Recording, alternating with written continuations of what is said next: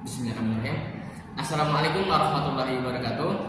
Halo teman-teman, saya Jared Tama. Di sini saya akan menjelaskan materi Islam dan sains dari tema 1 sampai tema 6. Berikut penjelasannya. Yang pertama, pengertian fungsi dan hubungan Islam dengan sains. Sains berasal dari bahasa Latin yaitu scientia, yang artinya adalah pengetahuan. Sementara itu dalam bahasa Inggris, sains dikenal sebagai science. Ada beberapa pendapat tentang definisi sains menurut istilah. Namun secara umum dapat diartikan sebagai keutamaan dalam mencari kebenaran. Menurut R.H. Ube, sains adalah pengetahuan yang berkaitan dengan alam semula. Jadi yang diperoleh melalui interaksi akal dengan alam. Sains dalam pengertian umum yaitu ilmu pengetahuan. Di dalam Al-Quran banyak sekali ayat-ayat tentang ilmu dan ilmuwan. Al-Quran senantiasa mengarahkan manusia untuk menggunakan akal pikirannya, memerangi kemujizatan dan memberikan motivasi meningkatkan ilmu. Selain itu, Al-Quran memberikan penghargaan yang tinggi terhadap ilmuwan. Al-Quran menyuruh manusia berusaha dan bekerja serta melalui berdoa agar bertambahnya ilmu. Fungsi ilmu pengetahuan dalam pandangan Islam, ilmu pengetahuan memiliki banyak fungsi, tergantung dari manusia yang menggunakannya. Oleh karena itu, pada hakikatnya ilmu itu dari segi optiknya adalah netral, tergantung kepada manusia yang menggunakannya.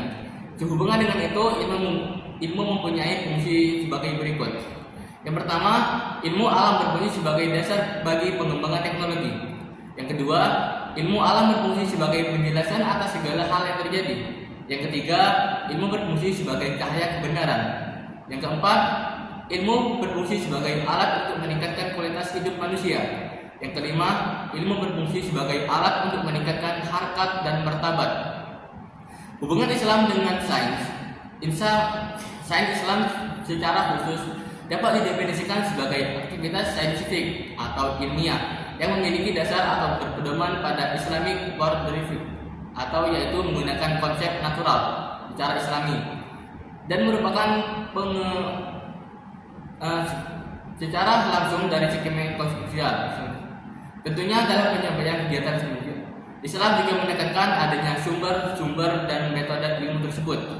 Islam memandang sains yang bersifat fisik tidak hanya pada latar lahirnya saja, namun juga adanya tujuan kebenaran dan pengakuan wahyu sebagai satu-satunya sumber ilmu tentang realitas dan kebenaran yang terkait dengan makhluk dan khaliknya.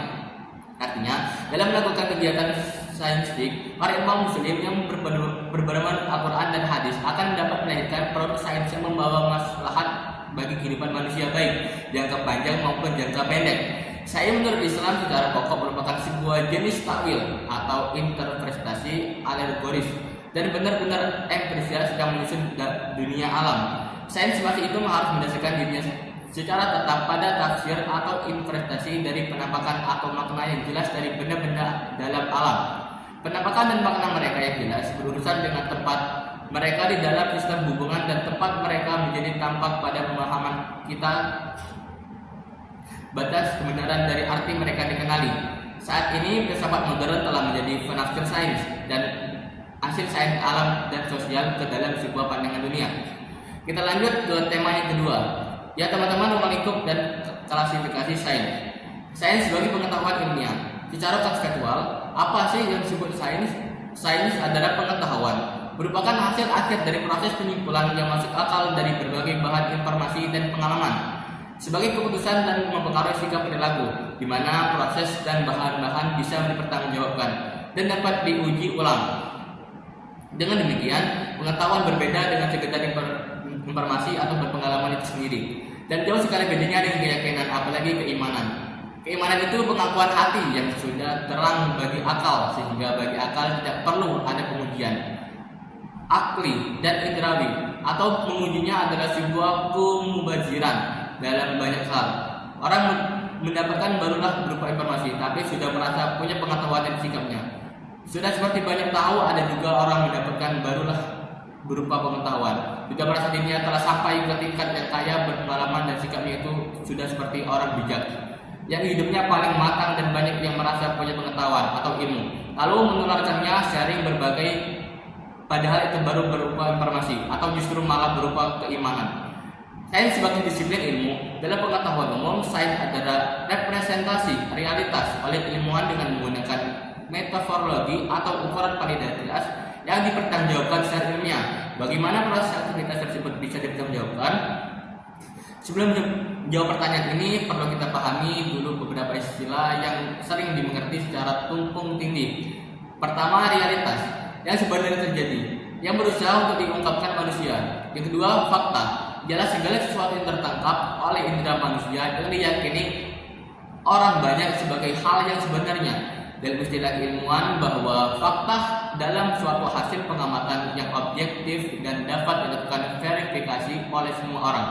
Yang ketiga, data, yaitu kumpulan informasi yang diperoleh dari suatu pengamatan suatu objek. Data yang baik adalah data yang bisa dipercaya kebenarannya, tepat waktu, dan mencakup ruang lingkup yang luas atau bisa memberikan gambaran tentang suatu masalah secara menyeluruh, merupakan data yang relevan.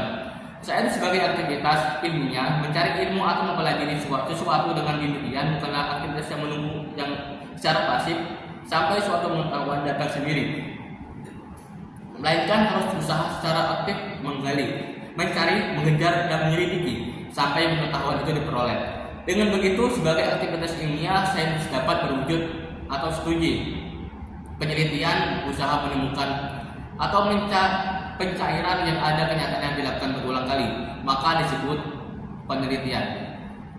Klasifikasi sains. Yang pertama, ilmu matematika, ilmu fisika, ilmu bumi, ilmu alam, ilmu sosial, dan ilmu teknologi. Di tema yang ketiga ini dengan judul ayat-ayat Al-Quran yang menjelaskan tentang sains. Yang pertama, pengertian Al-Quran dan sains. Kata sains menurut Baiquni adalah himpunan pengetahuan manusia tentang alam yang diperoleh sebagai konsensus para pakar melalui penyimpulan secara rasional mengenai hasil-hasil analisis yang krisis terhadap data pengukuran yang diperoleh dari observasi pada gejala-gejala alam. Sedangkan teknologi adalah himpunan pengetahuan manusia tentang proses-proses pemanfaatan alam yang diperoleh dari penerapan sains dalam kerangka kegiatan yang produktif ekonomis. Sains telah membantu masyarakat untuk lebih memperhatikan lingkungan hidup. Seperti yang kita tahu bahwa sains bukan hanya ilmu pengetahuan biasa, namun ada banyak cakupan ilmu di dalam seperti psikologi, biologi, fisika, matematika, kimia, astronomi, dan masih banyak lagi. Pada dasarnya ilmu sains telah ada di sekitar kita, namun masih belum ditelaah tentang bagaimana perubahan-perubahan alam di sekitar kita silih berganti. Pada ilmu-ilmu sains atau ilmu umum memiliki tujuan untuk meningkatkan kehidupan yang ada di dunia, sedikit berbeda dengan ilmu-ilmu agama yang memiliki tujuan untuk membimbing manusia agar dapat melaksanakan segala sesuatu baik perintah maupun menjauhi larangannya dari Yang Maha Pencipta, dan memiliki tujuan agar seseorang tidak salah dalam memilih arah hidupnya baik di dunia maupun di akhirat. Prinsip-prinsip dasar kegiatan ilmiah dalam Al-Quran atas dasar pandangan Al-Quran yang tentang pengetahuan, sains, dan teknologi dapat dirumuskan beberapa prinsip dasar yang menopang dan memetakan kegiatan ilmiah manusia sebagai berikut. Prinsip istighfar merupakan salah satu prinsip yang digarisbawahi oleh agama. Dan mendukung konsep istiqlal ini berkaitan erat dengan fungsi kearifan manusia. Dalam Islam, konsep kearifan memiliki sifat yang multidimensional.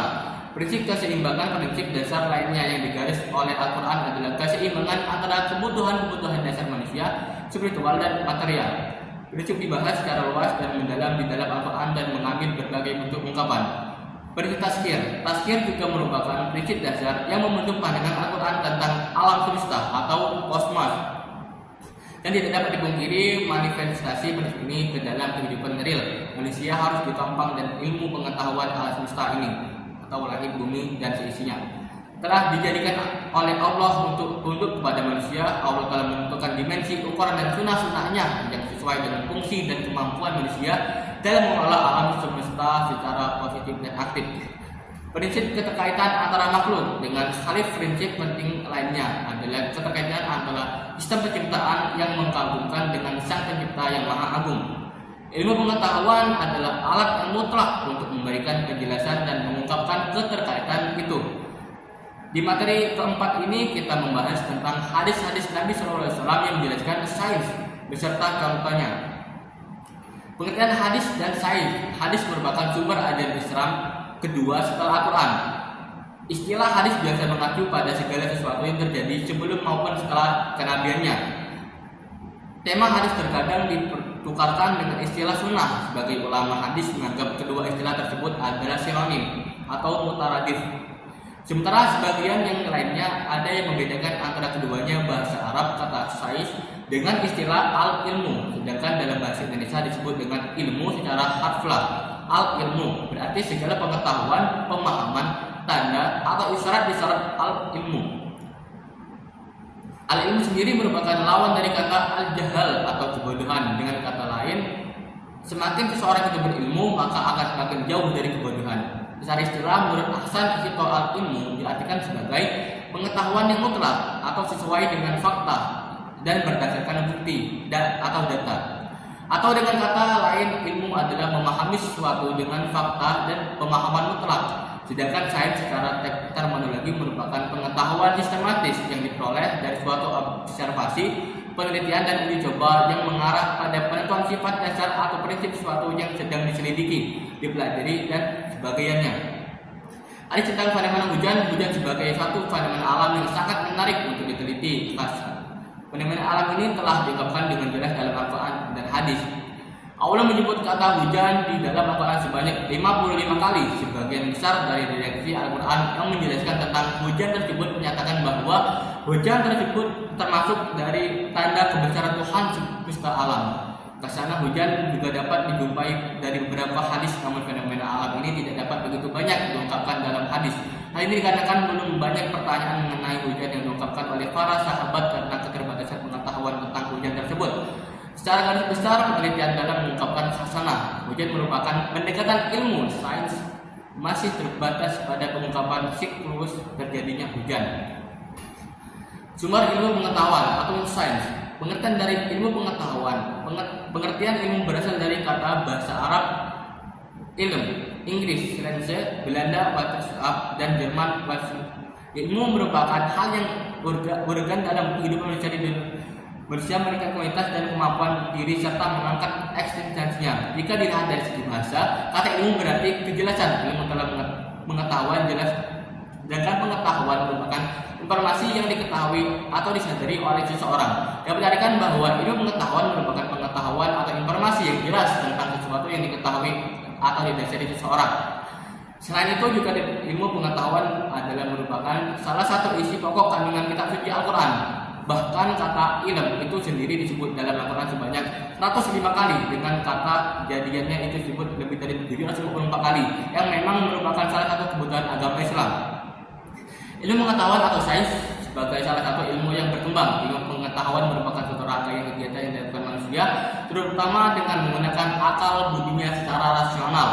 Diusahakan berdasarkan prosedur, pola kegiatan, tata langkah, tata cara, dan teknik tertentu, serta memiliki tujuan atau teologis, yaitu diharapkan penghasilan produk pengetahuan ilmiah yang tersusun sistematis, memiliki kejelasan akan objeknya sebagai sasaran penyelidik, kejelasan bagian-bagian secara rinci, serta kejelasan hubungan satu sama lain, dan dapat diuji kebenarannya secara luas. Sains dipandang sebagai a body of knowledge atau sains sebagai sekumpulan ilmu, sains sebagai cara berpikir, dan sains sebagai cara penyelidikan. Secara singkat, sains merupakan kumpulan pengetahuan yang berkaitan dengan cara mencari tahu dan mampu memberi gambaran.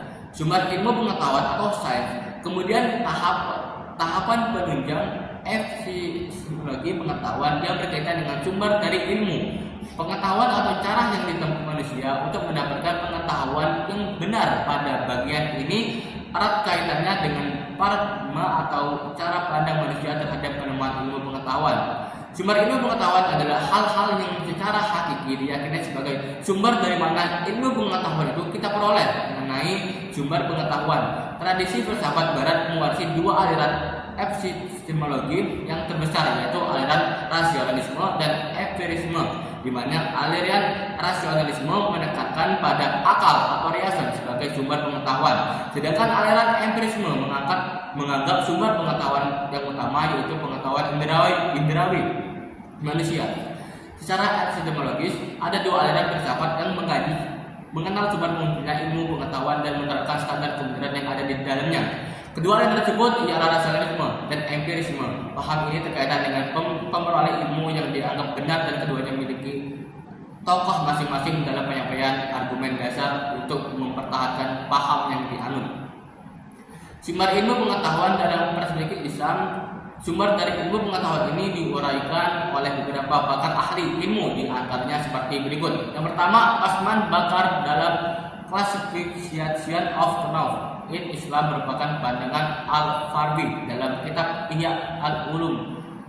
Yang kedua, Ibnu Khaldun menyatakan bahwa beliau mengkategorikan ilmu yang menjadi tumpuan manusia itu kepada dua bagian, yaitu ilmu nakli dan ilmu akli. Yang ketiga ada Naqibul Atlas di materi 6 tokoh-tokoh sains Muslim dan penemunya Ibnu Al-Hajjam.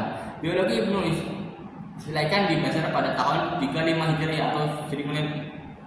Setelah itu beliau mengabdi menjadi pengawal pemerintah di daerah kelahirannya. Setelah beberapa lama berbakti kepada pihak pemerintah di sana, beliau mengambil keputusan merantau ke Ahwas dan Baghdad. Di perantauan beliau melanjutkan pendidikan dan mencurahkan perhatian dan penulisannya. Kecintaannya kepada ilmu telah membawanya berhijrah ke Mesir. Selama di sana beliau mengambil kesempatan melakukan beberapa kerja penyelidikan mengenal aliran sungai Nil serta mencari buku-buku mengenal matematika dan falak. Tujuannya adalah untuk mendapatkan uang tambahan dan menempuh perjalanan menuju Universitas Al-Azhar. Usaha ini membuahkan hasil. Beliau menjadi seorang yang amat mahir dalam bidang sains, falak, matematika, geometri, pengobatan, dan falsafah. Ibnu Alfa merupakan ilmuwan yang gemar melakukan penyelidikan. Penyelidikannya mengenal cahaya telah memberikan ilham kepada ahli sains barat seperti Boger, Bertrand, dan Kepler penciptanya mikroskop serta teleskop. Dia merupakan orang pertama yang menulis dan menemukan berbagai data penting mengenai cahaya. B. Jabir Ibnu Hasan. Biologi Jabir Ibnu Hasan. Jabir bin Hasan lahir pada sekitar 100 Hijriah atau 712 Masehi. Sebenarnya menyebutkan sebagai Abu Abdullah Jabir bin Ahyan. Terkadang beberapa sejarawan menyebutnya dengan Al-Tusli dan Al-Kufi. Sumber lainnya juga menyebutkan bahwa Jabir berasal dari kalangan sahibin yang karenanya diberi lakop Al-Harani dan termasuk kelompok Mawali. Agaknya dapat dipastikan bahwa keluarga Jabir berasal dari suku Azad yang pada masa kebangkitan Islam menetap kufrah. Ayahnya Hayat Al-Atar adalah seorang ahli Syiah yang juga sebagai penjual obat-obatan. Hayat berasal dari Syam dan kemudian pindah ke Tus, sebuah kota kecil yang berjarak 27 km dari utara ataupun Cina. Sedangkan ilmuwan barat menyebutkan nama Jabir sebagai Geber. Jabir dikenal sebagai sufi yang tekun beriktikaf di sebuah ruangan khusus di dalam rumahnya. Sebagaimana halnya ilmuwan Muslim abad pertengahan, Jabir tidak hanya mampu mendalami satu bidang ilmu pengetahuan tertentu, tetapi mereka juga mampu menguasai bidang keilmuan lainnya yang sangat beragam. Selain ahli dalam bidang ilmu kimia, beliau juga ahli dalam ilmu yang lain seperti kedokteran, filsafat, dan fisika. Karya-karya ilmu kimianya telah diterjemahkan ke dalam berbentuk bahasa di Eropa, termasuk bahasa Latin, dan kemudian diserap oleh ilmu kimia modern. Eropa kemudian mulai mengenali istilah-istilah teknik seperti religis atau sulfit merah dari arsenik. C. Ibnu Sina. Biologi Ibnu Sina, tokoh muslim yang berpikiran jenius dan memiliki tingkat cerdas yang tinggi, bernama Ibnu Sina, namun dunia luas mengenalnya dengan nama Avicenna. Ibnu Sina dilahirkan dalam masa kekacauan dan kemunduran Daulah Bani Abbasiyah, di mana daerah-daerah yang pada awalnya berada di bawah kekuasaan Khalifah Abbasiyah mulai melepaskan diri satu persatu untuk berdiri sendiri. Sementara kota Baghdad sendiri sebagai pusat pemerintah Khalifah Abbasiyah telah dikuasai oleh golongan Bani Muawiyah pada tahun 334 Hijriah. Ibnu Sina lahir di desa pada bulan.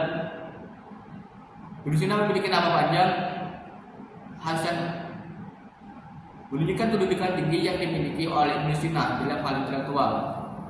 Pada usia 10 tahun, ia sudah hafal Al-Quran, sastra, menghafal beberapa pokok agama Islam, matematika, aljabar, dan debat atau logika. Bahkan pada usia 17 tahun, Ibnu Sina sudah menguasai dengan baik teori kedokteran. Hal ini tidak semata-mata diberikan kepada ilmu Ibnu Sina, namun segera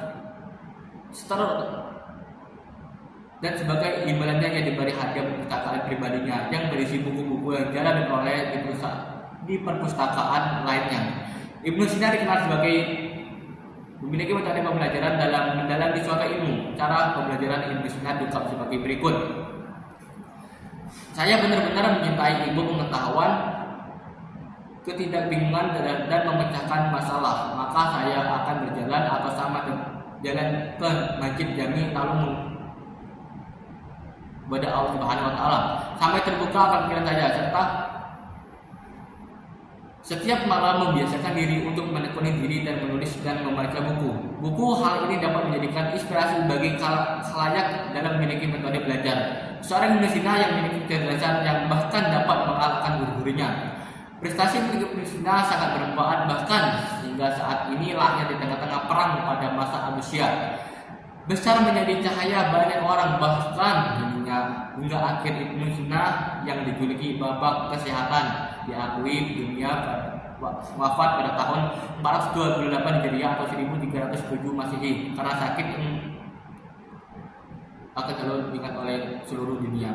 Sekian tugas dari saya, lebih kurangnya mohon maaf. Saya pamit undur diri. Assalamualaikum warahmatullahi wabarakatuh.